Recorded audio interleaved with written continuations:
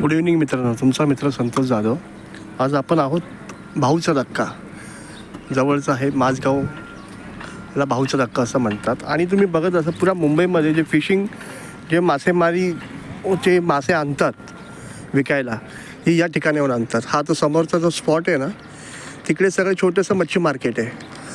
आणि हा सगळा इथं येऊन हा परिसर बघू शकता तुम्ही. तर शिपनी सगळं इथं सगळे जमा होतात आणि ते एकदाच सगळं 4 किंवा 5 जे मासे विकणारे असतात ते एकदाच लॉट विकत घेतात आणि इकडून ते घेऊन जातात याच ठिकाणाहून. यालाच भाऊचा धक्का असे म्हणतात. हां, आणि बाजूला हे बोटिंगचं आहे.